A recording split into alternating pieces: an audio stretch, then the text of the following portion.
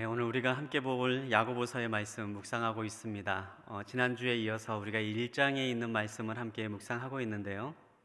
가장 많이 나오고 있는 한 단어가 있습니다. 바로 시험이라고 하는 단어입니다.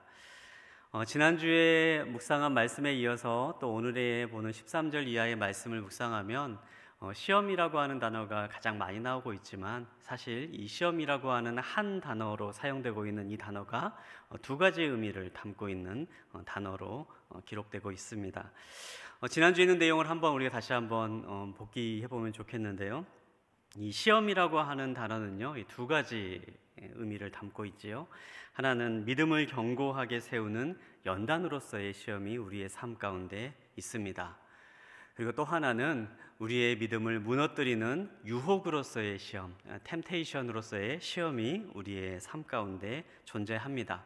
이 연단과 유혹의 의미를 담고 있는 이 서로 다른 의미가 한 단어, 이 시험이라고 하는 단어로 표현되고 있어서 그 의미가 우리가 구별하지 않으면 혼동을 겪을 수 있는 내용이기도 합니다. 이 연단과 시험은 근원부터 다릅니다. 이 연단은 하나님께서 믿음의 사람들을 더욱더 믿음 안에 굳건하게 세우기 위해서 사용하시는 연단입니다. 하지만 이 유혹이라고 하는 것은 사탄이 우리를 넘어뜨리고 미혹하게 하기 위해서, 믿는 자들을 넘어뜨리고 타락시키기 위해서 우리에게 하는 유혹이 바로 이 유혹입니다. 이 처음에 이 연단과 이 유혹을 하는 주체도 다를 뿐더러 성경은 이 끝도 다르다라고 그렇게 우리에게 이야기하고 있습니다. 12절에 있는 말씀 우리 한 번 더 읽어보도록 하겠는데요. 시험을 견디는 사람은 복이 있습니다. 이는 그가 인정을 받은 후에 하나님을 사랑하는 사람들에게 약속된 생명의 면류관을 받을 것이기 때문입니다. 네, 여기서 말하는 시험은 하나님의 연단을 기록하고 있지요. 그리고 이 모든 것들을 견뎌내는 사람은 생명의 면류관을 받게 될 것이다. 성경은 우리에게 분명히 약속합니다. 하지만 오늘 우리가 함께 본 15절에 있는 말씀을 우리가 묵상하게 될 텐데, 15절에 있는 말씀을 보면요, 이 사탄이 주는 시험, 이게 유혹은요, 그 끝에 사망이 있다, 영적인 죽음이 있다라고 우리에게 분명하게 경고하고 있습니다. 한 단어인 시험이라고 하는 단어를 사용하고 있지만 연단과 유혹이 그 끝이 다름을 우리가 기억하면서 이 시험 가운데 있을 때, 연단 가운데 있을 때, 유혹 가운데 있을 때 우리는 이것이 연단이냐 유혹이냐를 분별하고 그에 맞게 대처할 필요가 있습니다. 우리의 겪는 어려움이, 우리의 삶 가운데 다가오는 고난과 고통이 하나님이 주신 연단이라면 우리는 그것을 견뎌내야 됩니다. 그리고 통과해야 됩니다. 하나님의 말씀을 순종함으로 인해서 이겨내야 됩니다. 그리고 우리에게 주어지는 생명의 면류관을 얻기까지 나아가야 됩니다. 하지만 사탄이 주는 유혹이라면 우리는 그것을 피해야 됩니다.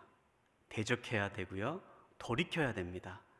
그렇게 함으로 인하여서 우리의 생명을 지키고 영적인 죽음으로부터 피할 수 있는 결과를 얻을 수가 있는 것입니다. 사랑하는 성도 여러분, 우리에게 이러한 지혜가 있게 되기를 소망합니다. 분별의 지혜가 있고 유혹을 대적하고 물리치고 피하는 지혜가 우리의 삶 가운데 있게 되기를 소망합니다. 또 하나님이 주신 연단을 견뎌내고 승리함으로 생명의 면류관을 얻기까지 나아가는 그러한 믿음의 여정을 걸어 나아가는 저와 여러분 되시기를 주님의 이름으로 축복합니다. 이 말씀을 계속해서 오늘 본문에 있는 말씀을 묵상하면서요, 이 유혹을 피하기 위해서, 유혹에서 이기기 위해서 우리가 기억해야 될 세 가지를 함께 살펴보기를 원하는데요. 첫 번째로 함께 우리가 주목하길 원하는 것은요, 유혹 가운데 있을 때, 시험 가운데 있을 때 하나님을 원망해서는 안 된다라는 사실입니다. 13절에 있는 말씀 우리 한 번 더 함께 보도록 하겠습니다. 누구든지 시험을 당할 때 내가 하나님께 시험을 받고 있다라고 말하지 마십시오. 하나님은 악에게 시험을 받지도 않으시고 친히 누구를 시험하지도 않으십니다. 하나님이 어떤 분인가 오늘 본문에 있는 말씀 우리에게 말해주고 있습니다. 하나님은 우리를 시험하지도 않으시는 분이시다. 하나님은 악에게 시험받지도 않으시는 분이시고 동시에 누구를 시험하지도 않으시는 분이시다. 우리에게 분명하게 말씀하고 있습니다. 하나님은 시험하지 않으십니다. 여러분 믿으십니까? 하나님은 우리를 시험하지 않으십니다. 그런데 이 말을요, 우리가 처음 이렇게 딱 들었을 때는요, 이 말이 도대체 무슨 말인가 마음 가운데 의문이 들 수가 있어요. 왜냐하면 성경 곳곳을 보면요, 하나님이 실제로 우리를 시험하신다라고 하는 그렇게 표현되고 있는 말들이 있기 때문입니다. 앞서 말씀드린 우리가 말씀드린 시험 가운데 있는 연단과 유혹을 우리가 구별해야 된다라고 말씀드렸는데, 이것을 우리가 인지하지 않은 채로 성경을 읽다 보면 똑같은 시험이라고 하는 단어를 가지고 하나님께서 시험하신다, 하나님께서 우리를 시험하신다라고 하는 그런 기록들이 나와 있는 것들을 우리가 볼 수가 있어요. 창세기 22장을 보면 대표적인 시험이 나오죠. 하나님께서 그의 아들 아브라함의 아들 이삭을 바치라, 제물로 바치라라고 하는 명령을 내리실 때에 하나님께서 아브라함의 믿음을 시험하셨다라고 그렇게 기록합니다. 또 출애굽기를 보면 하나님께서 이스라엘 백성들에게 하늘의 만나를 공급해 주시면서 그 사람들이 먹고도 남을 만한 풍성한 만나를 땅 가운데 가득 나눠주십니다. 그리고 하나님께서 명령하시죠. 너희는 하루에 먹을 만큼의 만나만 거두어야 된다. 그러면서 하나님께서 계속해서 말씀하십니다. 이는 너희를 시험하기 위함이다. 이렇게 말씀하시는 구절들이 나오는 것을 볼 수가 있어요. 성경에서 하나님은 시험하지 않으신다 이렇게 말씀하면서도 동시에 또 하나님은 우리를 시험하신다라고 그렇게 말하고 있는 이유는 무엇입니까? 우리가 이제 이 13절에 있는 말씀을 13절이 과연 징하고 있는 시험이 어떠한 의미인지를 정확히 보기 위해서는요, 한번 이 시험이라는 단어를 유혹이라는 말로 바꿔서 한번 더 읽어보면 정확하게 구별할 수가 있습니다. 우리 13절에 있는 말씀 유혹이라고 한번 바꿔서 한번 읽어보도록 하겠습니다. 누구든지 시험, 유혹을 당할 때 내가 하나님께 유혹을 받고 있다라고 말하지 마십시오. 하나님은 악에게 유혹을 받지도 않으시고 친히 누구를 유혹하지도 않으십니다. 13절 이하에 나오고 있는 이 말씀의 본문은요, 하나님이 우리를 유혹하지 않으신다, 이 유혹에 대해서 우리에게 말하고 있는 본문입니다. 야고보서가 기록된 이 시대에는요, 로마의 박해가 있던 시대였습니다. 이 시대의 그리스도인들은 로마로부터 많은 어려움을 겪었습니다. 정치적으로 어려움을 겪고 또 종교적으로 어려움을 겪었습니다. 또한 이 시대에 살아가고 있던 많은 그리스도인들은 물질적으로도 많은 어려움을 겪고 살아갔습니다.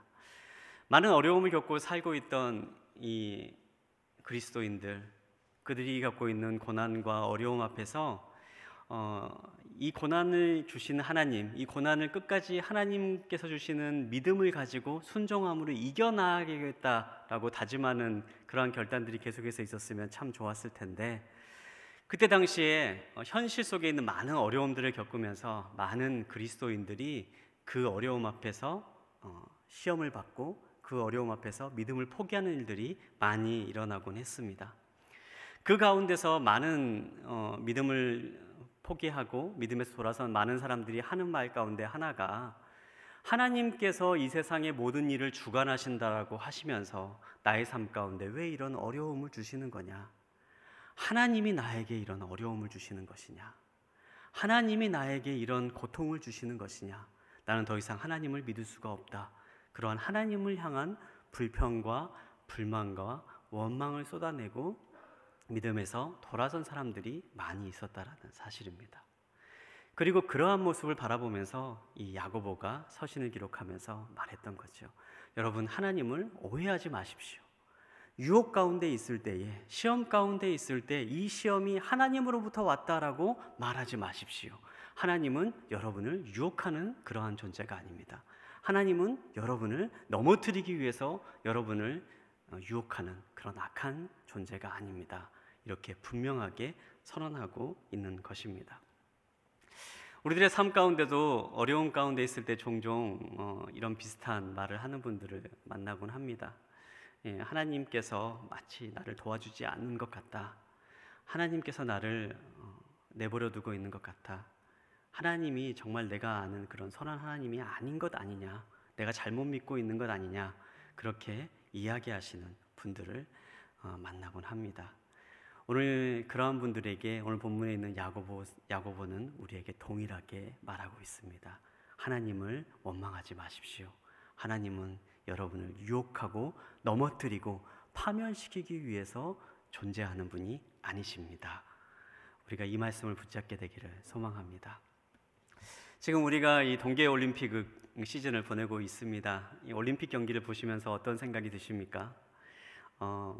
얼마 전에 이제 크로스컨트리 이 스키라고 하는 종목을 본 적이 있는데요. 이 크로스컨트리 스키라고 하는 종목을 해설하시는 분이 그런 얘기를 하시더라고요.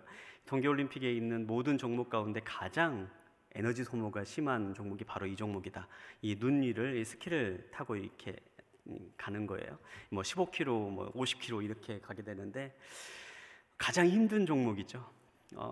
근데 그 뭐 크로스컨트리 스키뿐만 아니라 이 올림픽 경기를 보다 보면요, 이 쇼트트랙을 이게 보다 보면 이 경기 끝나고 이 선수의 모습을 한번 유심히 살펴본 적이 있습니다. 그러면 정말 숨이 넘어갈 듯이 이제 헐떡헐떡거리는 그런 모습을 보곤 하죠. 정말 온 힘을 쥐어짜내서 힘들게 스키를 타고 이 경기를 소화해내는 것을 봅니다. 그런데 만약에 그렇게 힘들고 그렇게 어려운 스키를 타면서 이 선수가 그렇게 어렵고 힘든 스키를 타면서도 계속해서 운동을 하는 이유는 무엇일까요? 그 마지막에 있는 메달이 있고 면류관이 있다는 것을 알기 때문이죠. 그런데 운동하는 선수가 그 운동 경기를 준비하는 과정 가운데에 왜 이렇게 힘들고 어려운 일을 내가 해야만 되는가? 왜 나한테 이렇게 어렵고 힘든 일만 닥치는가? 왜 이렇게 나는 이렇게 어려운 일을 겪어야 되는가? 이렇게 마음 가운데 이렇게 자괴감이 들어오면서 이런 힘들고 어려운 훈련을 시키는 나의 코치는 나쁜 사람이다. 이렇게 힘들고 어려운 경기를 하면서 나한테 잘하라고 박수치는 사람은 나를 경멸하고 조롱하고 웃으면서 그렇게 있는 아주 나쁜 사람들이다. 그리고 심지어 이 운동 경기를 주관하고 있는 주최 측은 뭔가 나쁜 의도가 있어서 나를 괴롭히기 위해서 이 모든 것들을 행하고 있다. 뭔가 꿍꿍이가 있다. 이렇게 생각하고 운동을 한다면 과연 운동을 할 수가 있을까요? 메달을 딸 수 있을까요? 그러한 일은 불가능한 것이지요. 흔히 우리의 인생을 운동 경기로 비유해서 이야기하곤 합니다. 우리의 인생도 마찬가지입니다. 우리의 인생은 생명의 면류관을 향해 나아가는 경주하는 존재들과 같습니다. 이 경기를 계속 진행해가는 과정 가운데 때로는 어려움이 있을 수가 있고 힘든 순간을 맞이할 수도 있습니다. 하지만 그 힘듦과 어려움의 순간에 이 모든 것들을 주관하시는 하나님을 향한 원망과 하나님을 향한 불만과 마치 하나님이 나에게 뭔가 나쁜 꿍꿍이가 있는 그런 못된 영감처럼 나를 바라보고 있는 존재다. 그렇게 바라본다면, 그렇게 생각한다면 우리는 결코 이 인생의 경기를 완주할 수 없는 것이지요. 사랑하는 성도 여러분, 우리가 하나님을 향한 원망과 불만이 있는 순간이 다가온다 할지라도 그 마음을 끊어버리시기 바랍니다. 그 마음은 진실이 아니고요. 그 마음은 진리가 아닙니다. 그 말은 사탄이 우리의 마음 가운데 뿌리는 유혹의 씨앗임을 기억하시기 바랍니다. 하나님은 우리를 유혹하지 않으십니다. 하나님은 우리에게 선한 계획을 가지고 계십니다. 유혹의 순간, 시험의 순간 이길 수 있는 첫 번째 길은요, 하나님을 신뢰하는 것입니다. 하나님을 붙잡고 끝까지 믿음의 경주를 완주하는 것입니다. 그러한 믿음의 경주를 계속해서 나아가는 저와 여러분 되시기를 주님의 이름으로 축복합니다. 두 번째 우리가 기억해야 될 내용은요, 욕심이 우리의 삶을 이끌지 못하게 해야 된다라는 것입니다. 우리 14절과 15절에 있는 말씀 한 번 더 읽어보도록 하겠습니다. 각 사람이 시험을 당하는 것은 자신의 욕심에 이끌려 유혹에 빠지기 때문입니다. 욕심이 잉태에 죄를 낳고 죄가 자라 사망을 낳습니다. 아멘. 하나님의 시험, 하나님의 연단과 사탄의 유혹을 구별할 수 있는 가장 극명한 차이는요, 바로 이 오늘 본문에서 나타납니다. 그 시작점이 분명히 다르다는 거예요. 사탄의 유혹의 시작점은요, 우리의 욕심에서 비롯된다. 여러분, 성경에서 말하는 욕심은 무엇입니까? 오늘 본문 14절에서 말하고 있는 이 욕심, 사탄의 유혹의 시작이 되는 이 욕심이란 무엇입니까? 우리가 언어적인 의미를 조금 더 이 본문에 있는 말씀 이야기에 살펴보기를 원하는데요. 이 14절에 기록된 욕심이라고 하는 이 단어는요, 헬라어로 에피티미아라고 하는 단어가 사용됩니다. 이 단어가 사용될 때에 악한 정욕, 악한 열망, 간절히 바라는 악한 것들, 이러한 것들을 표현될 때에 이 에피티미아라는 말이 성경에서 사용되곤 합니다. 이 악한 무엇인가의 간절한 열망들을 표현될 때에 이 욕심이라는 단어, 이 14절에 나온 욕심이라는 단어가 사용되고 있어요. 그런데 또 성경을 읽어보면 이 똑같은 에피티미아라고 하는 이 단어가 다른 용도로도 사용되는 것을 발견하곤 합니다. 누가복음 22장 15절의 말씀을 보면 성찬에 참여하기를 간절히 원하는 열망, 이것을 표현할 때에 똑같은 단어가 사용됩니다. 또한 로마서 15장 23절에 있는 말씀을 보면 성도가 성도를 만나고 싶어하는 성도의 교제를 향한 간절한 열망을 표현할 때에 이 에피티미아라고 하는 똑같은 단어가 사용되고 있는 것을 발견할 수 있습니다. 이 말은 무엇일까요? 이 성경에서 말하는 이 욕심이라고 하는 그 단어는요, 사실 그 단어 그 자체가 나쁜 것은 아니라는 거예요. 무엇인가를 간절히 바라는 것, 무엇인가를 향한 간절한 소망, 내 마음 가운데 정말 이것을 이루고 싶다라고 하는 그 마음, 그 자체는 성경은 악한 것이 아니다라고 말하고 있습니다. 여러분, 이제 가끔 저희들의 신앙을 얘기하면서 마치 그 무소유의 삶, 아무것도 바라지 않고 욕심 없이 살아가는 것, 그것이 정말 이 바람직한 그리스도인의 삶이다라고 그렇게 말씀하시는 분들 있습니다. 그런데 사실 성경에서 말하는 것은요, 욕심이 없이 살아가는 것, 바라는 것이 없이 살아가는 것, 이 욕심이란 단어가 좀 우리가 부정적인 의미를 담고 있기 때문에 무엇인가를 간절히 바라고 이루기를 원하는 삶 자체가 나쁜 것이다라고 우리에게 알려주지 않습니다. 공부하는 학생이 좋은 성적을 얻기 위해서 최선을 다해서 나아가는 것은 그 마음 가운데서 이 좋은 성적을 얻고 싶다라는 그 욕심이 있는 거죠. 그리고 그를 위해서 정말 최선을 다한다면 그것은 하나님께서 우리에게 원하시는 삶이고 바람직한 삶인 거예요. 우리가 무엇인가를 이루기 위해서, 좋은 직장에 취직하기 위해서, 좋은 대학에 가기 위해서, 또 때로는 물질을 더 모으기 위해서, 더 많은 수익을 얻기 위해서 우리가 최선을 다한다라는 것은요, 그것은 하나님께서 우리에게 주신 축복이고 우리가 마땅히 해야 될 것들입니다. 이 땅을 살아갈 때 우리가 땀을 흘리며 살아가는 삶을 살아가는 것이 하나님이 원하시는 삶이시죠. 그런데 문제는 무엇입니까? 오늘 본문에 있는 말씀처럼 이 욕심에 이끌려 살아가는 삶인 거예요. 14절에 있는 말씀 우리 다시 한번 읽어보도록 하겠습니다. 각 사람이 시험을 당하는 것은 자신의 욕심에 이끌려 유혹에 빠지기 때문입니다. 욕심에 이끌리다, 욕심에 이끌려서 우리가 유혹에 빠지기 때문에 우리가 시험에 든다, 유혹에 든다라고 분명하게 말하고 있습니다.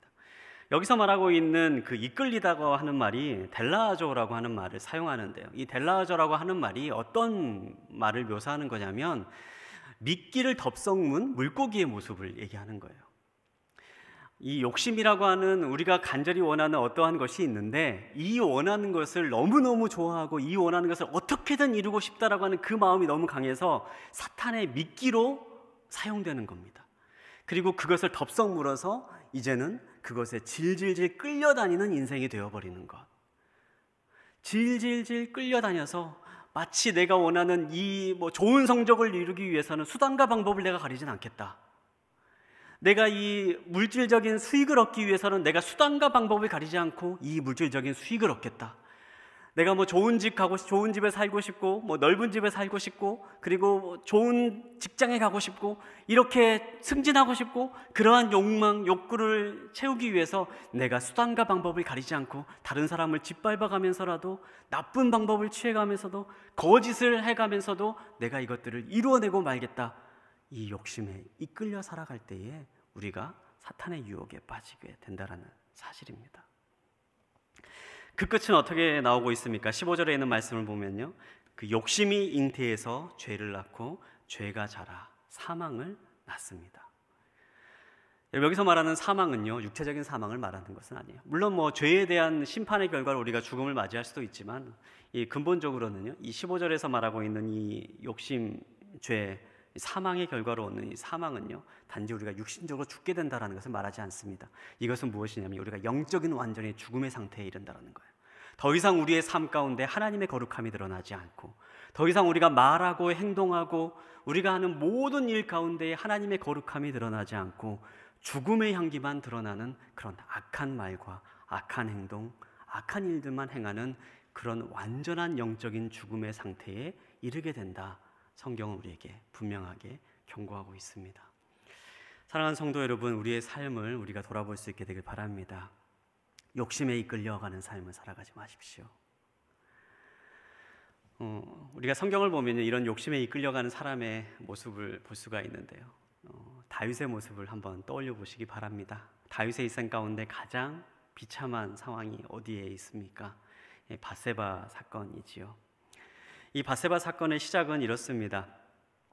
이 이스라엘 나라, 이제 그 당시 근동 세계는요, 해마다 왕이 전쟁을 나가는 시기가 있었습니다.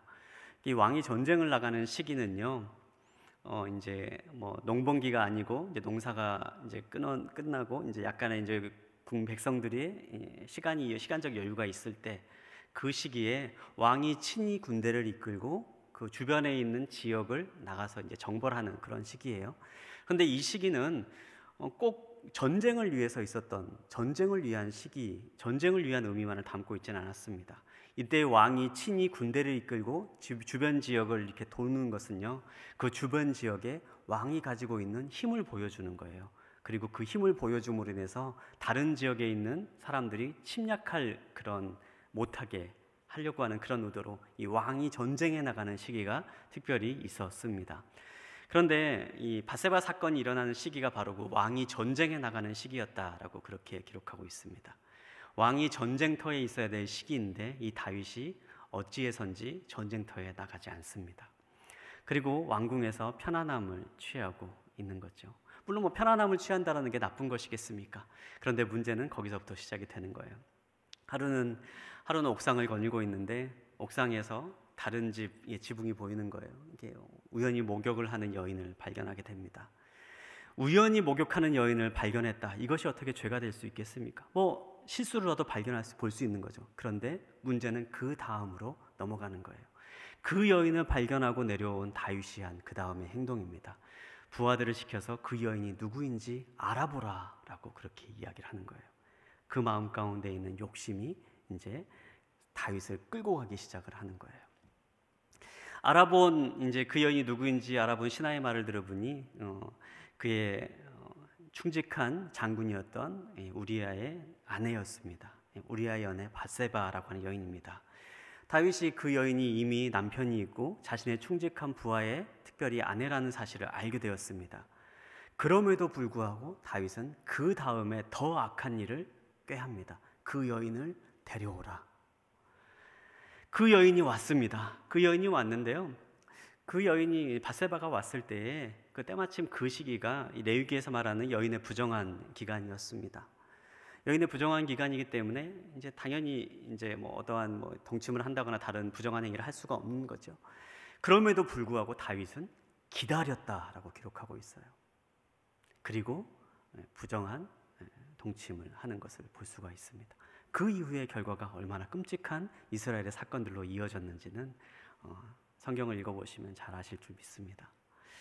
여러분, 이것이 바로 욕심에 이끌리는 삶인 거예요. 정말 마음 가운데 있는 그 욕심이 뭔가를 간절히 바라는 것이 계속해서 나의 삶을 이끌어가고 부정된 방법, 거짓된 방법, 죄악된 방법으로 이끌려가도 계속해서 그 길을 질질질 끌려가는 인생으로 되고 마는 것입니다.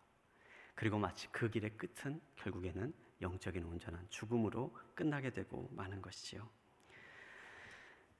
마르틴 루터가 이렇게 말했다고 합니다.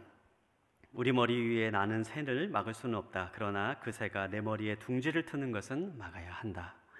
여러분, 우리의 욕심이 우리의 머리 가운데 날아가는 것은 막을 수가 없습니다. 또 그런 욕심이 선한 결과들도 분명히 났습니다. 그런데 그 욕심이 우리의 삶 가운데에 죄악의 틀로 머리에 둥지를 트는 것은 여러분 막아야 됩니다. 다윗이 한 번 여인을 봤을 때에 그 본 것이 잘못은 아니죠. 볼 수가 있는 거예요. 그런데 돌이켜서 봤다면 그것은 죄로 끌려가는 문이 열리는 겁니다. 돌이켜서 봤다가 그 여인이 누구인지 알아보라고 하면 죄로 끌려가는 겁니다. 사랑하는 여러분, 우리가 욕심에 죄악으로 끌려가는 인생이 되지 않기를 바랍니다. 우리의 마음에 파수꾼을 지키고 우리의 생각에 파수꾼을 지켜서 욕심 우리의 삶을 끌고 가는 것이 아니라 거룩한 하나님의 진리가 우리의 삶을 이끌어가는 거룩의 길로 나아가는 저와 여러분 되시기를 주님의 이름으로 축복합니다. 그럼 세 번째 우리가 기억해야 될 것은 무엇인가? 정말 좋은 것이 무엇인지를 항상 기억하시기 바랍니다. 16절부터 18절까지 말씀을 한 번 더 읽어보도록 하겠습니다. 내 사랑하는 형제들이여, 속지 마십시오. 온갖 좋은 선물과 온전한 은사는 위로부터 오며 빛들의 아버지께로부터 내려옵니다. 그분에게는 변함도 회전하는 그림자도 없으십니다. 그분은 우리를 창조하신 것 가운데 첫 열매가 되게 하시려고 그분의 뜻에 따라 진리의 말씀으로 우리를 낳으셨습니다. 아멘. 여러분, 정말 좋은 것은요, 하나님께로부터만 온다라는 사실을 기억하십시오. 이 세상에 살아갈 때 좋은 것들 많이 있습니다. 우리가 그 좋은 것들을 부정하자라는 것 아니에요. 물질도 때로는 필요합니다. 자녀를 좋은 대학 보내는 것 필요합니다.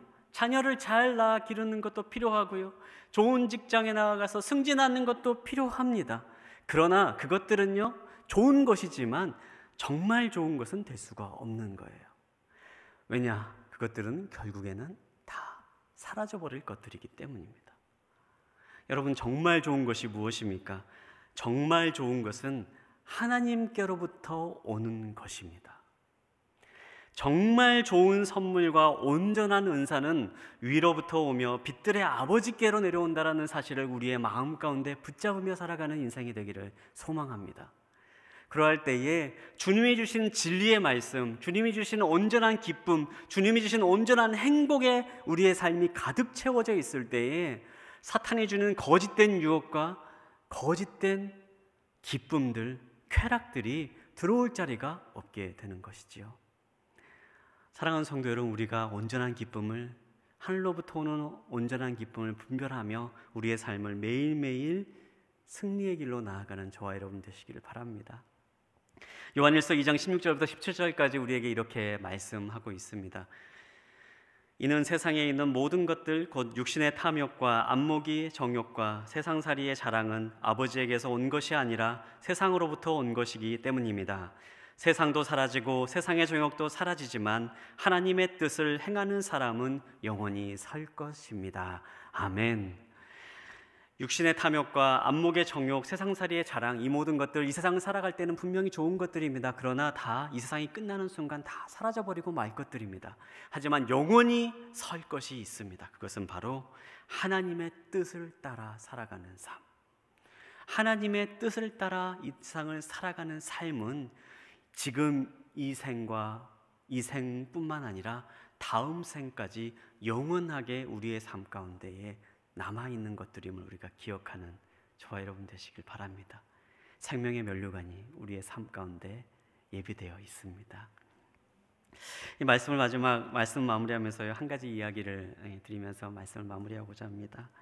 사막을 건너는 6가지 방법이라고 하는 책이 있습니다. 스티브 도나유라고 하는 사람이 이 자동차로 사하라 사막을 건너면서 겪었던 경험을 책으로 기록한 인생에 있어서 지혜로운 방법들을 이야기하고 있는 책입니다. 이 가운데에 이 스티브 도나유가 푸스푸슈라고 하는 무시무시한 사막의 늪에 빠졌을 때의 경험을 이야기하면서 우리 인생의 중요한 지혜를 이야기합니다. 모든 사람들이 이 늪에 빠지면 10중 8구 죽을 수밖에 없다라고 이야기합니다. 이 자동차 바퀴가 이 사막의 늪에 빠지면은 인간의 힘으로는 빠져나올 수가 없죠. 많은 사람들이 이 늪에 빠지면은 가장 흔하게 하는 방법이 액셀레이터를 힘차게 밟는 거라고 해요. 그러면 이 바퀴가 공회전을 하면서 바퀴는 점점점 늪에 빠져 들어갑니다. 또 어떤 사람은 지렛대를 하면서 덧대어서 이 바퀴 사이에 나무를 판자를 끼워 넣고 어떻게든지 끌어올려 보려고 안간힘을 쓴다고 하죠. 하지만 그래도 이 바닥 자체가 워낙 모래로 되어 있기 때문에 다 무너져 내리고 만다고 하죠. 그런데 이 저자가 제시하는 방법은요, 사막에 모래에 바퀴가 빠졌을 때에 이 모래에서 나올 수 있는 유일한 방법은 타이어 바퀴에 바람을 빼는 것이다 라고 말합니다. 바람을 빼면 바퀴 타이어가 이제 더 힘을 많이 받게 돼서 바람을 빼는 순간 그 모래 구덩이를 빠져나올 수 있다라고 이야기를 하는 것이죠. 우리들의 인생도 마찬가지가 아닌가 생각을 해봅니다. 우리가 사탄의 유혹에 빠져 구덩이에 넘어 있는 것처럼 그러한 상관 가운데 있을 때에 우리가 해야 될 것은요, 무엇인가 나의 힘으로 이 구덩이를 빠져나오기 위해서 힘차게 악셀을 밟은 것이 아니라 내 마음 가운데 있는 욕심의 바람을 빼는 것입니다. 탐욕의 바람을 빼는 것입니다. 그리고 그곳에 정말 중요한 하나님의 진리, 하나님의 기쁨, 영원한 것들을 채워 넣는 것입니다. 그럴 때 우리의 삶에 거친 사막과 같은 그런 황량한 광야를 걸어갈 때도 그 길을 끝까지 완주해 나아갈 수 있는 것이지요. 사랑하는 성도 여러분, 이 아침에 우리가 우리의 삶 가운데 이러한 지혜를 우리의 마음 가운데 새기는 이 아침 되시기를 소망합니다. 여러분, 어려움 순 가운데 있다 할지라도 하나님을 끝까지 신뢰하십시오. 하나님은 좋으신 분이십니다. 욕심이 여러분의 삶을 이끌지 않도록 여러분의 마음 가운데 파수꾼을 세우십시오. 그리고 우리가 마지막까지 기억해야 될 것은 정말 좋은 것은 하나님으로부터 오는 것이라는 사실을 우리가 기억하며 붙잡으며 승리의 길을 걸어 나아가는 저와 여러분 되시기를 주님의 이름으로 축복합니다. 함께 기도하겠습니다. 하나님, 우리의 삶 가운데에 때로는 사막을 건너는 순간들, 어려움의 순간들이 닥쳐오곤 합니다. 하나님, 그 순간에 우리가 하나님을 끝까지 신뢰하며 나아갈 수 있게 하여 주시옵소서. 우리의 마음 가운데 원망의 씨앗, 불평의 씨앗, 의심의 씨앗을 뿌리는 사탄의 모든 거짓된 음성들을 제하여 버리게 하여 주시고, 주님, 우리가 정말 좋은 것을 주시는 하나님을 신뢰하며 욕심에 이끌리지 아니하고 하나님의 말씀, 진리에 이끌리는 삶이 될 수 있도록 기름 부어 주시옵소서. 살아계신 예수님의 이름으로 기도합니다. 아멘.